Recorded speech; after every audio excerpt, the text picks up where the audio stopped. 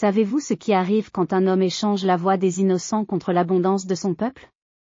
Quam le savait maintenant, alors qu'il serrait contre sa poitrine son fils de 3 jours dont la bouche s'ouvrait en silence, encore et encore, comme un poisson hors de l'eau.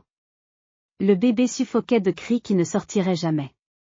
Autour de lui, dans les cases de Boundiali, cet autre nouveau-né mimait la même agonie muette. Quam, chef du village le plus prospère du nord de la Côte d'Ivoire, celui dont les greniers débordaient alors que les villages voisins mouraient de faim, contemplait le prix de sa cupidité. Mais comment en était-il arrivé là?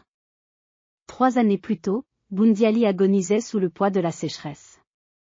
Le fleuve Bandama ne charriait plus qu'un filet de boue brunâtre où même les crocodiles avaient cessé de chasser. Les femmes creusaient la terre rouge jusqu'à s'écorcher les mains, cherchant des racines de manioc rabougri. L'odeur âcre de la poussière imprégnait tous les pagnes, la peau, jusqu'au goût du peu d'eau qu'on buvait. Quam était alors un homme ordinaire, ni chef ni notable. Un cultivateur d'igname aux mains calleuses, père de 2 filles dont les ventres gonflaient de faim plutôt que de nourriture. Mais Quam portait en lui un défaut qui rongeait son âme comme les termites rongent le bois sec, une soif insatiable de grandeur.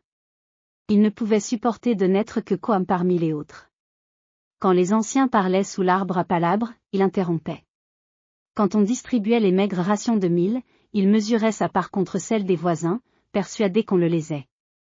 Le caméléon qui veut voler finit dans le bec du vautour, murmurait sa femme Awa en le regardant s'agiter. Mais Quam n'écoutait pas. Son regard restait fixé sur le vieux baobab millénaire qui dominait la place du village, cet arbre géant aux racines si profondes qu'elles devaient toucher le monde des esprits.